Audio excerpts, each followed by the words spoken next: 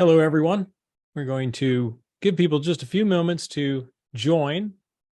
My name is John Tucker, and I'll be giving the talk today, but we want to let everybody have a chance to get in, and I know it's the middle of the lunch hour for many.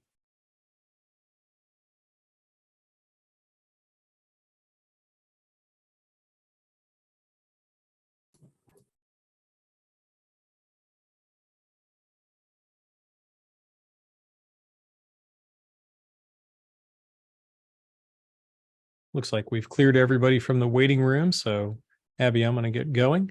Welcome. I appreciate you all joining today. And I want to let you know as we go, you're more than welcome to ask questions. I'm going to share my PowerPoint here in a moment, but I wanted to have a chance for just a minute of face-to-face to let you know that I'm coming at this as somebody who's been doing this for some time. I'm an adjunct practice advisor with Atticus, so that means I still run a law firm like you do. I'm not just a coach, although I do coaching as well. And what I'm bringing to you today is coming from my experience, from the experience I've had with not only people that I coach, but other lawyers that I've talked to around the country. Virtual practice has obviously changed what we do drastically over the last couple of years since COVID. So let me go ahead and share my PowerPoint.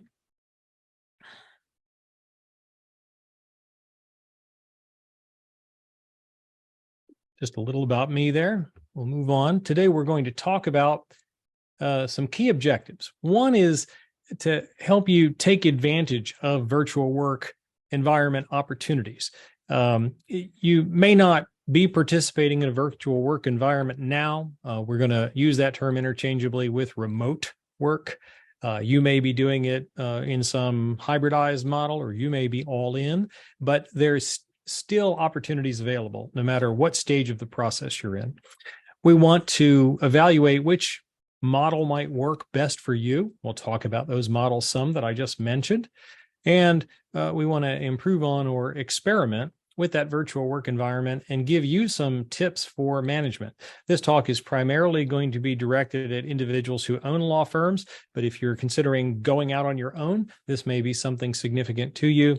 If you're in an office where you've got the opportunity to hire virtual individuals on a team or something like this, this may be relevant to you as well. Again, I want you to feel free to put questions in the chat box as we go. Abby will help me with those and read them out. So we'll pause periodically to cover those as we go through the topics. Sean McNallis, one of the founders and owners of Atticus, tells us very insightfully, virtual work environments will absolutely magnify your firm's imperfections. And that's a good thing. And there is utter truth to this. I can tell you from firsthand experience. We're going to be talking about three models for consideration. And the idea that you're going to expose imperfections in your firm, I hope you're looking at that as an opportunity to grow as opposed to something that you fear. And the reason for that is that given the chance to take your law firm to a new place, you may be able to take your law firm to a place that suits your life better. At Atticus, we help lawyers lead the great life that they want to lead. We don't want you to be bound to what the traditional notion of a law firm is. We want you to be able to experiment and expand your firm the way you want it to be. Today, you might be 100% in office. So on your screen, you've got that at the left side, and the opposite would be 100% virtual. And there is a space in between where you may have some people in the office and some people who are not in the office. So virtual or remote work is a component of how you can run your firm. It is not necessarily the be-all, end-all to changing everything about your firm. It's also not the only way to expose those imperfections in your firm. But it is certainly something that is that has entered our lexicon, and it's part of what we have to do. Now, by a virtual office, we're talking about a firm where a proportion of, if not all of the employees use technology to perform their work at home or somewhere other than a primary shared office space. One of the ways that you drive capacity in your firm, meaning the ability to handle more cases, service more clients, is not just hiring more people, but utilizing technology to make those people more efficient. Now, employees can obviously work from anywhere, and you've got the ability to have a firm mailing address that could be truly just a mail house where mail is scanned. You have phone answering services. You have access to meeting rooms in different cities if you choose. You have video conferencing. There are a lot of opportunities for you to use technology to be able to service the number of clients you want to service and do it well. Virtual and remote can be used interchangeably. I certainly will here today. If I slip into one or the other, my intention is not to confuse you. Hybrid is going to be some combination of those total in-office, totally remote environments. I happen to operate a hybrid practice. Now, what do we know about working virtually? So the long-term impact of virtual work on teams is something that remains to be seen. We're not really sure how it's going to play out. It is still a relatively new phenomenon, particularly in the practice of law, which is almost always a late adopter in many ways. Interestingly, law firms have been working remotely for years. If you think about practices 10, 20, even 30 years ago, lawyers are working from a courthouse, making calls after the advent of cell phones back to the office. Lawyers have been working from home, from the car. I knew lawyers 30 years ago that literally owned a van and drove all over the state of Florida where I'm based, and they would go to hearings, handle depositions, do dictation in between, and they had a driver. So there has been some aspect of remote working, but it hasn't necessarily applied to everyone. That obviously changed over time in the past where certain things were offshored. You can hire doctors in India to review files, doctors or nurses. You could hire remote receptionists that were based on the West Coast and you're on the East Coast, and things just changed. But of course, it accelerated rapidly as COVID hit us. Clients may or may not adapt to it well, but certainly employees are now saying they crave it. It's a big component of what your team members say they want. And there really isn't any going back. There is going to be some aspect of this, and you will have people who come to your office for an interview who want remote work. And if you don't offer it, you're going to lose out on a part of the demographic you're trying to hire from. And that's okay if you make that choice, but it should be an active choice on your part. We're still in that honeymoon phase, and as generally late adopters to technology, law firms aren't the earliest to the party. But we have to understand over time that we have to evolve as not only the market evolves, meaning the clients coming to us, but also the market of employees. And you have to avoid having a fixed mindset. You can't be stuck in the rut of what worked in the past is the only way that it's going to work. Again, you may make decisions, but law firms tend to only make change when crisis hits us. And we all saw that when COVID hit. You have to be careful, though, of changing just for change's sake. You have to be careful that as you change, you make intelligent decisions about bringing people into the office or taking them outside the office. You still have to be able to manage people. You're just managing them differently. And you have to be able to keep the productivity focused on solving your clients' problems. And that will be one of the topics that we talk about today. Now, I mentioned COVID-19 and the crisis mentality that law firms often go to. Oftentimes in a pre-crisis environment, you're looking at the firm that you had as you look back in time. But there is some adjustment when the crisis started to hit, and it may have gotten bad in some circumstances. There is a stabilization period, and then we go through a time frame where there's some adaptation or innovation, some scaling up possibly if you're trying to grow or grow back, and then there's the future. And the future isn't limited to just what you've become. There could be a continual evolution. So when I said don't be limited to a fixed mindset, think about a growth mindset. Think about where you have been and where you could go. Crisis is not the only motivator for change, but in the law firm world, very often it is big driver of what happens. And if we look at the Chinese symbol for the concept of crisis, it actually is made up of two concepts: danger and opportunity. And we want you to look at virtual office work as part of an opportunity for the growth of your practice. Now, anytime you're looking at opportunities and evaluating whether you make a change, we recommend that you go through a SWOT analysis. You should look at the strengths, the weaknesses, the opportunities, and the threats that are posed in a given circumstance.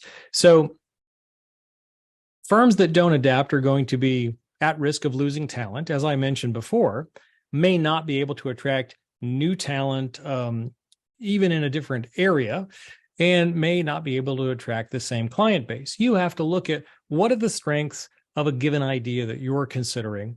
What are the weaknesses? How's it going to impact your given practice? For example, remote work could impact a probate practice differently than it impacts a personal injury practice.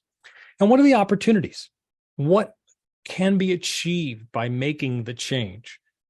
And what are the competitive threats?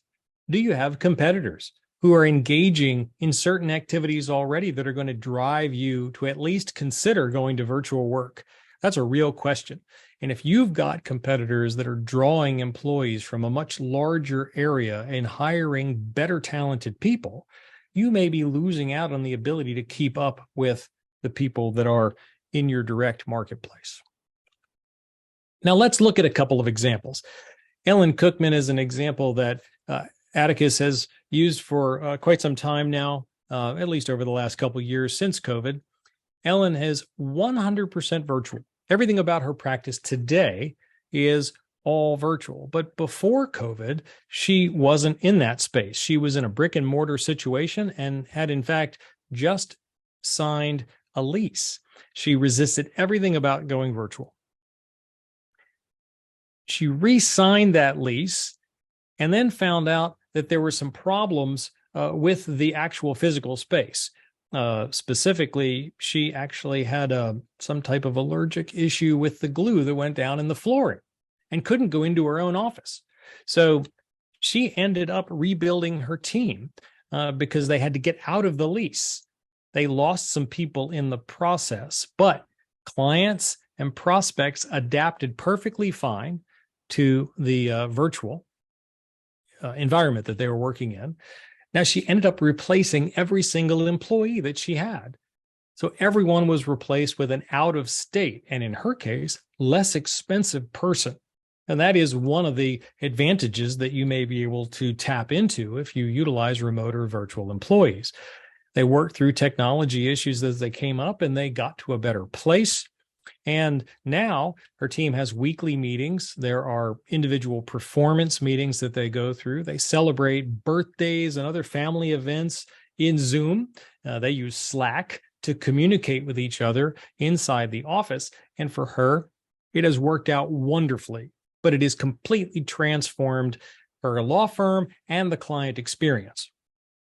Now, I'll contrast Ellen with my experience.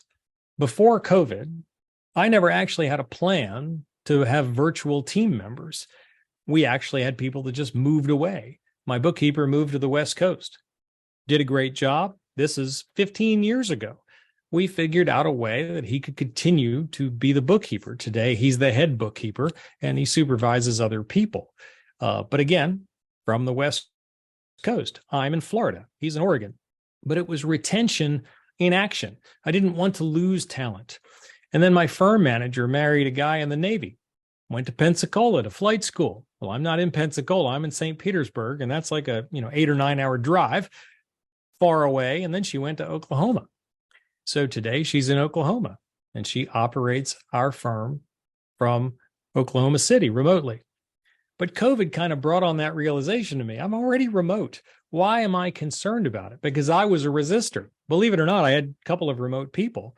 And I'd even had remote law clerks. And I thought, I really want people here. I want them in the office. I think we do better collaboratively if everybody's here in the office. And in some ways, that's still true. But I was really opposed to everybody being remote. And What happened is we just had people move away. We had another person move to Iowa, ask if she could continue remotely. Today, I've got 16 employees in 5 states. And that includes the firm manager, the head bookkeeper. I've got intake personnel in other states and 2 lawyers in other states. Now, for me, they're all firm employees. Nobody's a 1099 independent contractor. They all work for me. The cost savings really wasn't a driver. When COVID started, Florida had not experienced inflation the way it has. Our salaries have gone up precipitously here in the state of Florida. But if you were in the north or out west, say New York and California, when COVID started, you could save a lot of money hiring people in the south. And a lot of firms did that. And they utilized those cost savings in different ways. It was not a driver for me. What I was looking for was talent, and I wanted to keep talented people because, as you may have seen, the labor pool is shrinking. It is harder to hire people today. So as we look at a virtual work environment, you've got to consider multiple things. We're going to focus on 10 today.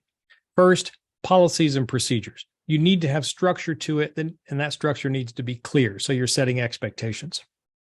You need to know your own constraints, not only personally, but also professionally. You need to understand the behavioral drivers of your team. You have to recognize critical client and team needs. You've got to pay attention to KPIs, key performance indicators, so that you can manage and measure productivity. You have to foster trust and communication, and you've got to manage the security aspects of this because those are many. You have to pay attention to how your firm's culture is set up, not only with a structure of accountability, meaning you have people who are responsible to other people, they recognize that, but you have to sustain the culture that you want your firm to be, and you have to find a way to keep it from growing into something that you didn't want it to be. And think big. You've got the potential to create a law firm today that you couldn't have created 10 years ago.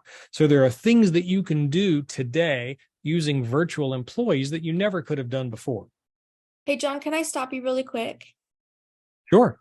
I have a question. So this is from Adam in the chat box. I know that with your law firm, you said that you hire employees, not contractors. Do you know with Ellen COOKMAN's staff, are they employees or are they contractors? Do you know? My understanding is all of her team members are employees also. Thank you. And we will talk a little about how that impacts you, because, of course, you're dealing with multiple states, and that means unemployment in multiple states and workers' compensation in multiple states, things like that. And that gets us into our firm policies. You have to create a structure to whatever you're doing. You had a structure if you're 100% in office. It's just a different structure when you move people outside the office. And sometimes you've got parallel structures. So remote work conduct. How are you interacting with people? Timekeeper and availability. What hours are people working?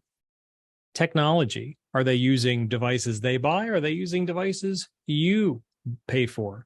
My recommendation would be you use firm devices all the time. How is everyone sharing data? If you're not already using cloud-based case management software, there may be an impediment to you moving virtually unless you can set up a terminal server environment, and that may be slower. In some ways, it can be clunky. How is your office set up?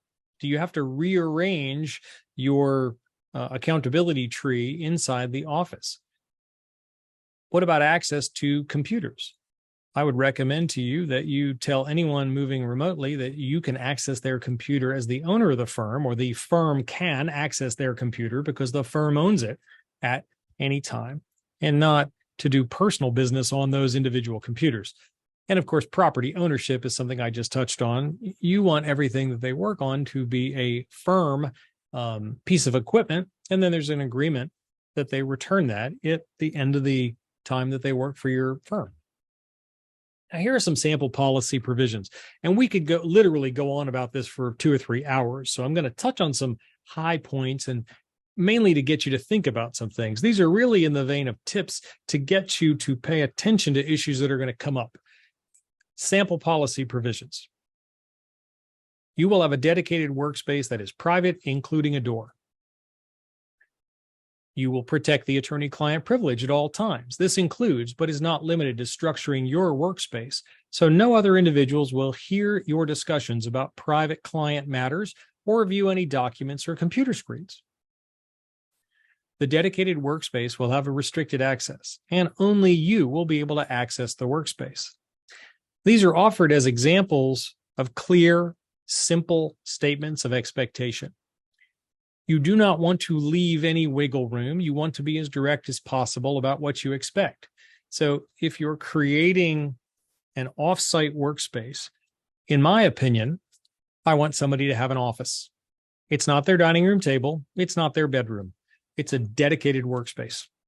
And you may know about their living arrangements. They may live in a one-bedroom apartment. That may just not work for them, and you have to be aware of this.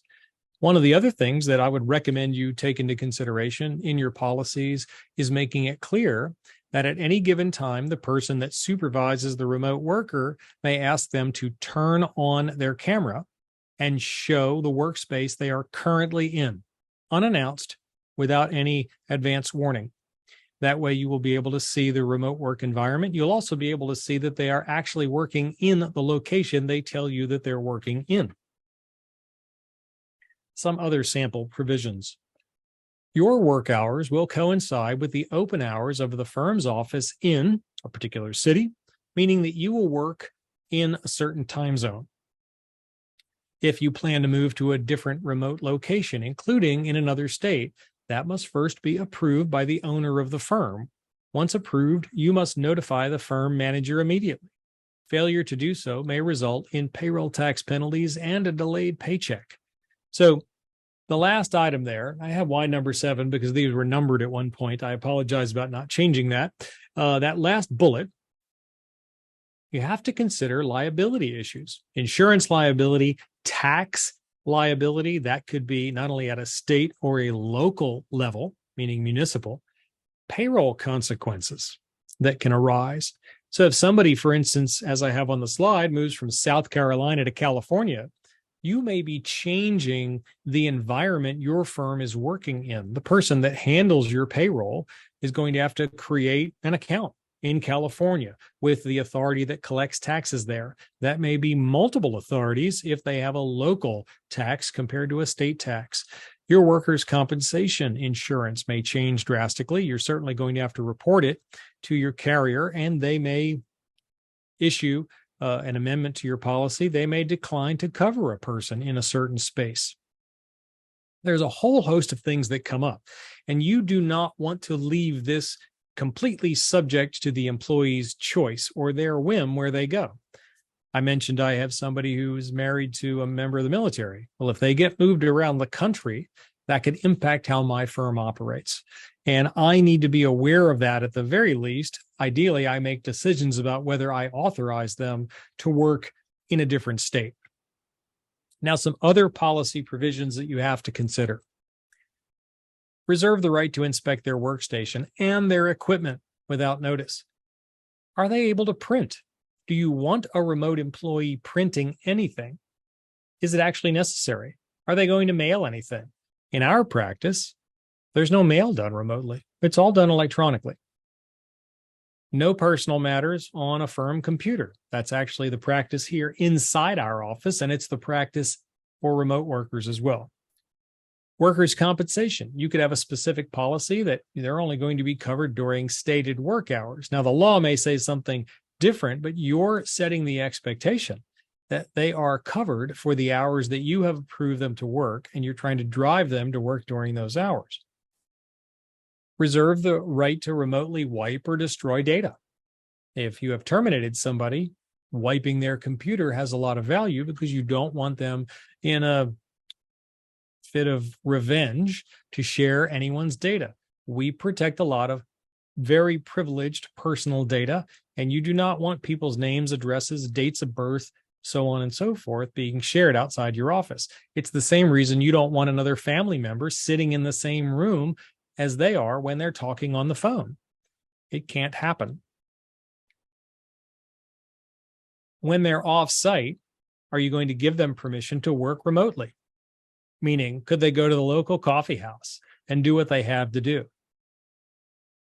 The virtual meeting procedures that I've got listed here will help you protect that if you decide they have to stay at the workstation. So background, no background, meaning alternate reality background or just a live image of what you're seeing. So what you see behind me is the wall behind my desk. Eating during calls, unless it's a scheduled lunch with someone else. Their camera must be turned on all the time. How do they have to dress? Should they avoid multitasking? Do you want to have meetings where people are face down typing on something else, looking like they're not paying attention? No, that's not very respectful to other people, and it really can damage communication. So there are a wide variety of provisions. Again, we could talk about these for hours that you want to consider, but you have to think about the environment you want to create, what your expectations are, and make them clear. John, I have one more question for you. Okay. From Jennifer. She said, how do you approach the obligation to provide the office supply equipment, the computer, monitors, printer, desks, chair, keyboard, etc.? In my firm, we don't provide a desk and a chair. If somebody wants to work remotely, that is effectively a privilege that they're taking advantage of, and they can set it up however they like, as long as it fits within the parameters of that closed, restricted space. We provide all of the desktop items, though. Their phone, their computer. They usually don't need a scanner because they're not touching paper. If a person needed a printer, we would provide that. But to the extent that they need any actual equipment to access the virtual environment we exist in or to interact with our clients, we provide all that, meaning we drop ship it directly to them. So our IT provider sets the computer up, it gets put in a box, and it goes to them. If they no longer work for us, they have to get it back to us. And typically we're providing them with a box to do that, or giving them some amount of money to go to the local UPS store and have it packaged up and sent back to us. That includes at least 2 monitors also, by the way. I hope that answers your question. Feel free to ask a follow-up if it doesn't. And John, thank you. I have one more question that came through from Olivia. Is it possible to successfully hire someone who is not living in the United States? Yes, it is. For several years, I had a group of people working for our firm that were in El Salvador before it was fashionable to have anybody offshored. Today, I know law firms that have people working in India, the Philippines, Colombia, Jamaica, El Salvador, and at least 1 or 2 other countries on a very small basis. So it's certainly possible. You have to pay attention to the vetting. You have to pay attention to the company that they work for. How are you going to ensure that personal data is protected? They may not have access to the same personal data that somebody else in your office does, so you can control the individual circumstance. But there are companies that will do that and do it very well. There's a very large personal injury firm in the country that has all of their intake offshored, as an example. And how do you find them? I think you just kind of answered that, but do you have any other recommendations on how you find the workers from overseas? For the most part, I have found that those are connections that you'd have to have with somebody who's using somebody else. If you want to send me an email, I'm happy to share a name of a company that I know of. If you're looking for a one-off or a two-off in terms of hiring 1 or 2 people, that becomes more challenging and you get in an environment where you don't have as much protection. But I would be happy to share my email address in the chat at the end here, and you're more than welcome to send me an email and I can share a name. But asking around, and here at Atticus, we do have several individuals who do this, and we can probably get you some other names depending on your circumstance. So as I said at the outset, you've got to know your own constraints. So which positions can't go remote? If you have people doing live signings of wills and you want them to continue live, well, they're going to be live. You might be able to use a remote notary where you are, but you need to have live witnesses. That's a problem. So things like that are things that you have to take into consideration. You also have to think about your own personal tolerance for how you want to interact with people.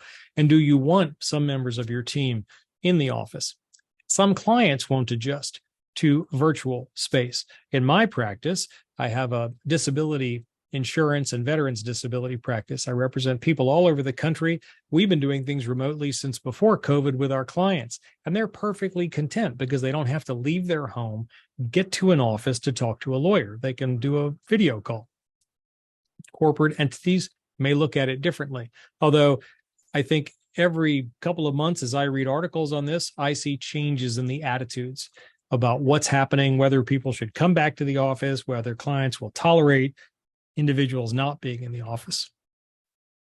Some complex work just requires collaboration too, but high-level drafting, we can do that all remotely. You don't have to be sitting in the same space.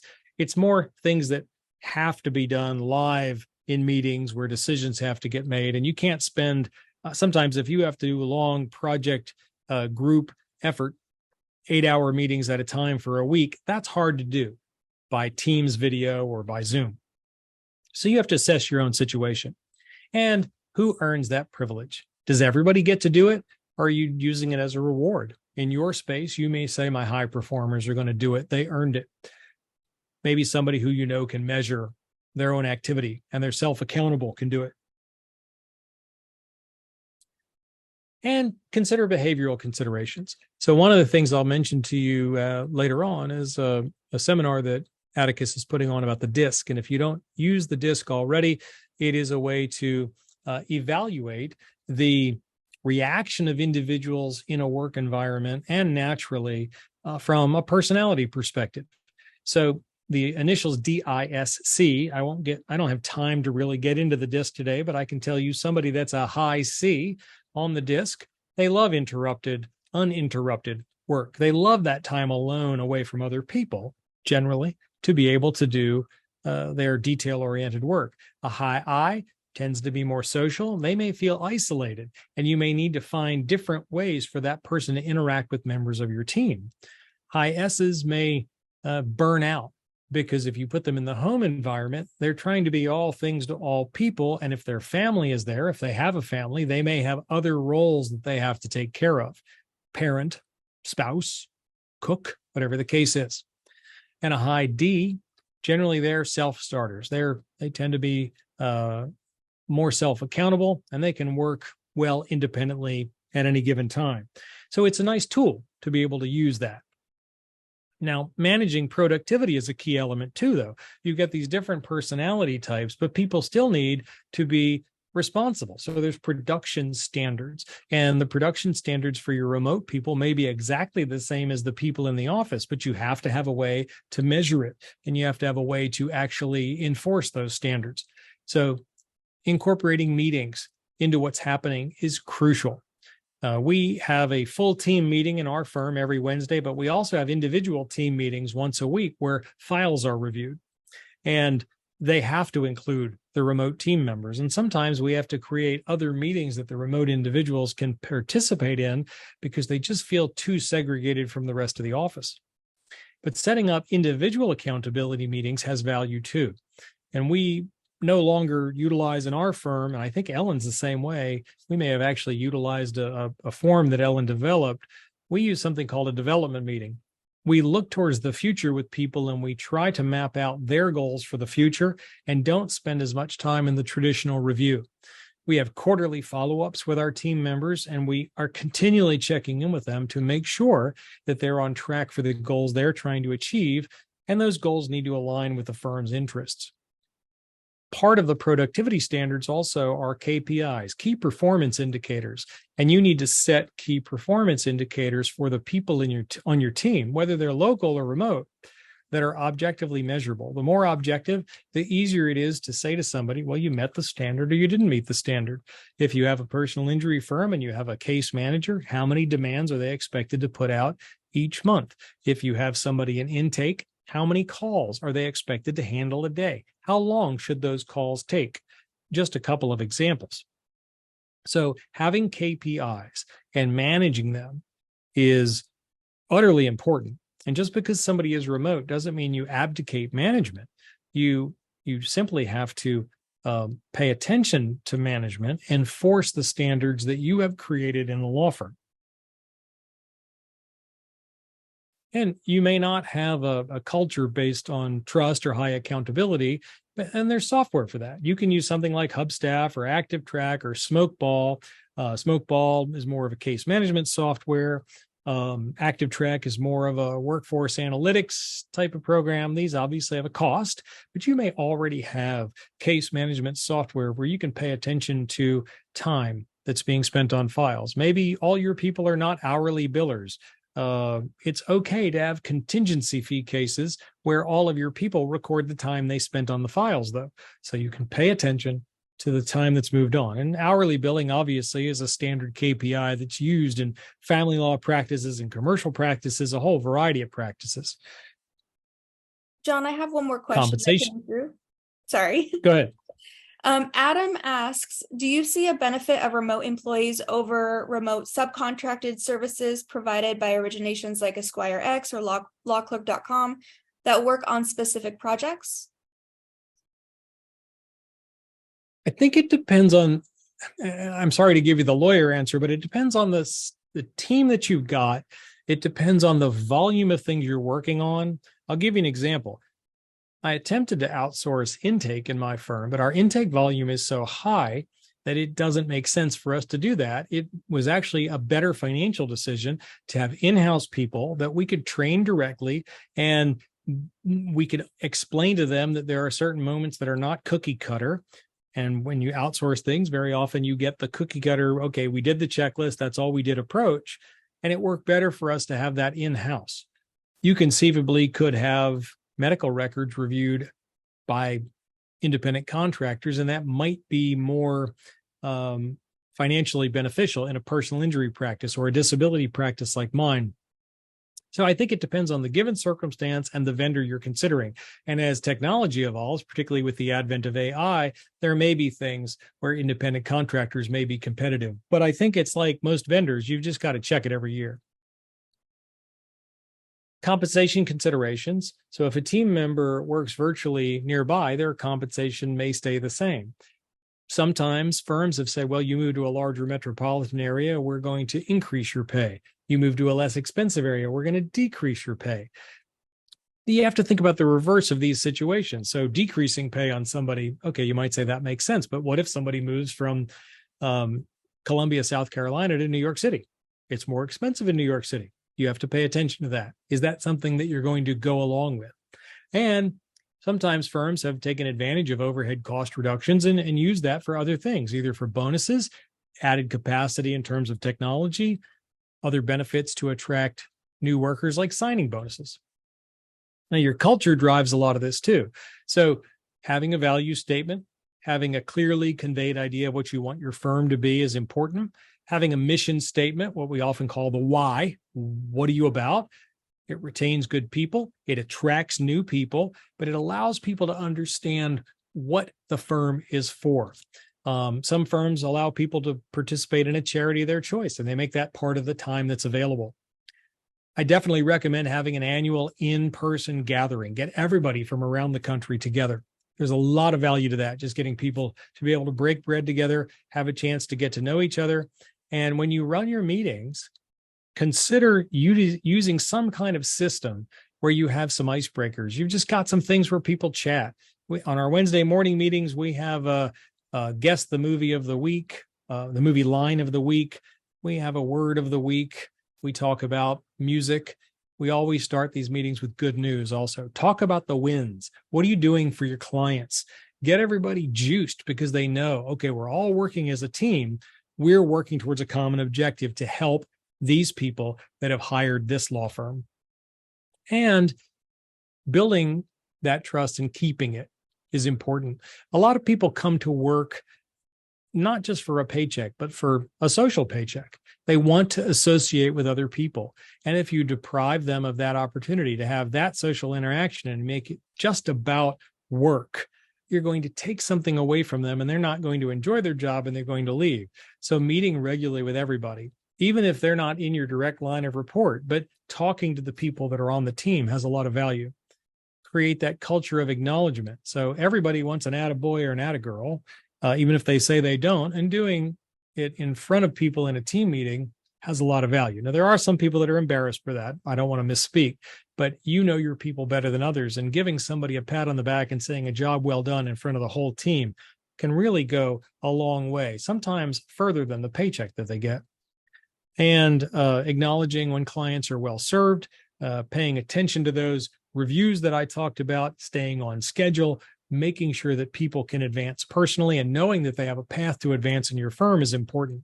A lot of young people come to work for a law firm and don't recognize there aren't necessarily a bunch of different positions in a law firm, and they feel that they're getting tapped out or capped out, and you have to explain to them how they're able to move up in the firm. And having training on what is respectful communication by email, on video call, things like that has a lot of value. Now, a really, really important component of this is security. Use a VPN. If you're not using a firm VPN, secure some commercial product. You can purchase apps for phones and laptops. You can certainly have something installed in your network to be able to do that with your desktops. If you're having people use firm-owned computers and other equipment, you're much safer because you can control it, you can access it.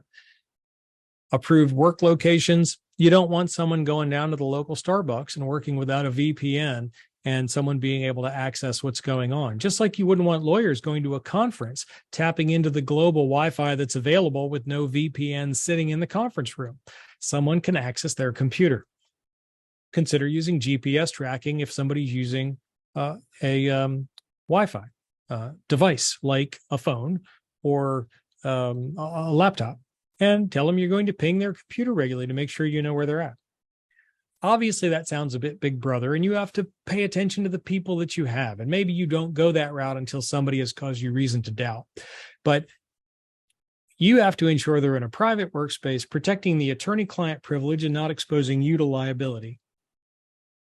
And have written security protocols, drill the team on them, have everybody sign them so they understand them, and have a policy and procedure manual. Above all, as you're thinking about this, don't just limit yourself to the current situation that you're in. Think out down the road, 3 years, 5 years. What conceivably could you make as a law firm? How could you structure a firm that might give you more free time, allow you to hire other people to do things? Maybe you create a practice that operates 24 hours a day all around your state, and you have other people doing work that you're doing currently. How do you take that work off your desk or off the desk of other key employees to grow? You set up a remote office in another state and operate from that other state. Is that something you'd ever thought about before? Do you want to do that? If you have a federal practice like mine, you may or may not be able to do that depending on the ethics rules in the other state. You may need somebody barred in that other state. Ponder how you would want to deal with that. Could you purchase a firm in another location? Decentralize workloads rather than try to hire where you're at. This could be particularly useful if you're having a hard time hiring where you're at right now. You've got the ability to experiment. You can grow your workforce. You don't have to pay more space. You can have a hybrid firm where you don't have to increase your space, but you can increase your talent level and still have some brick and mortar. And you can outsource some things to remote contractors or overseas agencies like we talked about before. You just have to have security protocols in place. So you've got the ability to do such a wide variety of things. I would urge you to take the time to think about it. Do that SWOT analysis. Now, today's presentation was free to you, and Atticus does offer other workshops that actually tie into some of the concepts that we're talking about here. And I would encourage you to participate in those. We offer 90-minute workshops for $99. And by participating here, you get 50% off that. So we talked about the DISC earlier, the benefits of a good hiring system, strategies to attract and retain talent. Josh Dorsey is giving this presentation, and Josh has grown his firm to over 40 people. And he uses excellent policies and procedures and tools to hire good people. That's on March 22nd. And I'd encourage you to participate in that. I believe in our chat, we have Abby or Terry's email where you can reach out if you have any questions about any of these. We also have the billable hour law firm workshop, implementing growth strategies to maximize profit. Steve Riley, one of the owners of Atticus, is doing this presentation, and it ties in with some of the KPI measurement that we talked about, having standards for keeping your people productive. So we told you today this was going to be 45 minutes. I'm just about hitting that on the mark, and I don't want to go over, but I'm more than happy to answer any other questions that you have. Can I answer any questions while we're still on? John, I have one more question actually in the chat box from Sammy. So does this defeat the purpose of working remotely as an employee? Some of the benefits I've heard about is how lawyers at law firms like taking calls while they're on walks or working in coffee shops close to their home. All of these regulations seem to detract from the main benefit of remote work, which is the flexibility. I think it depends on what you want for your law firm. And sometimes having that kind of flexibility is fine if that's what you want to do. If you want to work remotely, or you want your people to work remotely so they don't have to do some of these things, then make that the expectation in the office and tell people you don't expect that. Here in our firm, we tell people we're not going to call you after 5:30 when we close.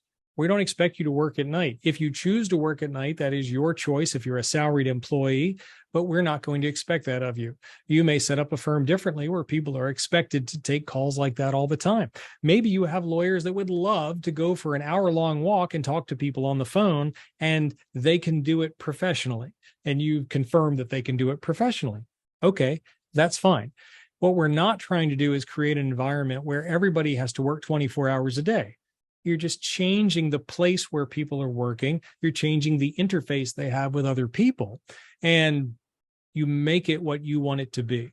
I hope that answers your question. Feel free to ask a follow-up if it didn't quite touch on it. Thank you, John. And then I have a question from Jack. What are the UPL landmines to avoid when establishing a virtual practice?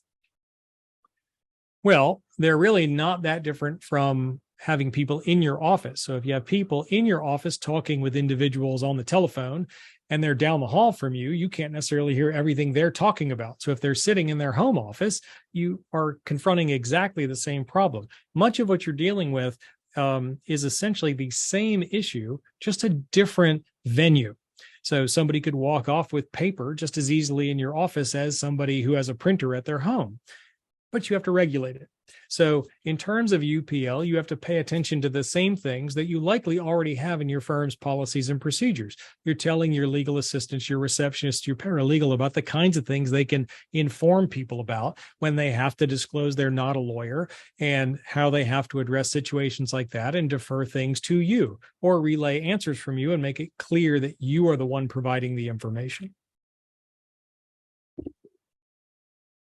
What else can I answer? That is all I have in the chat box. Does anyone else have any other questions?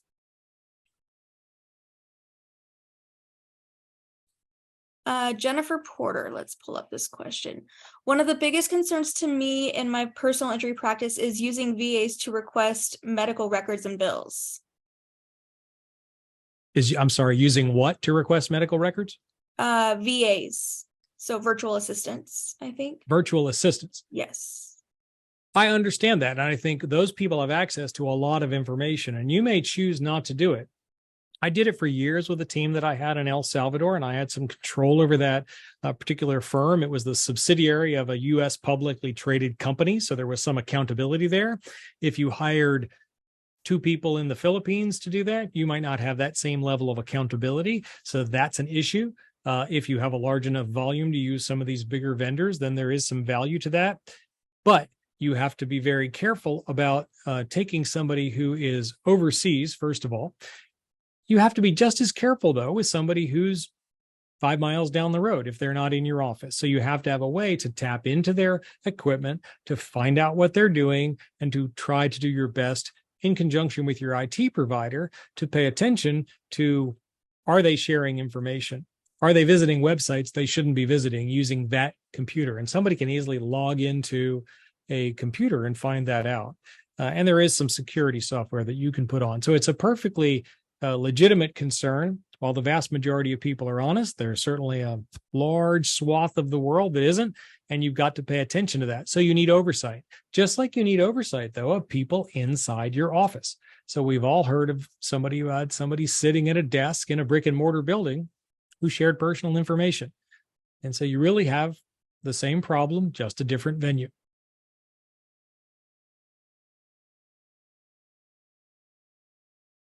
Thank you, John. We've had a few comments saying, well done, great job. Thank you for your presentation. Thanks for your time and presentation. So I think Thank you. Well, certainly reach out to Atticus if I was going to say to everybody, reach out to Atticus if you have any other questions. You've got Abby's email there that you can share a question with or follow up on anything that we might be able to assist you with. And we appreciate you taking the time here today.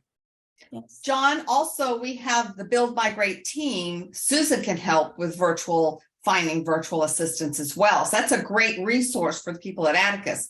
It's on the website. It's called Build Migrate Team. And Abby can put the link in there for everybody as well. Yeah. But it's a good resource. She does the preliminary interview. She can do a lot of it for you. So that might be something they want to check out. That's correct. It's a great way to track down some talent. I will be sending out a copy of the recording as well as slides in the next probably 48 hours or so. So if you guys want to rewatch or download the slides for your records, you could do that as well. And Abby, I'm going to go ahead and put my email address in the chat right now. Hopefully I typed that right so everybody would have that if there's any follow-up on anything that I said that they have questions about. Absolutely. Thank you. Thank you.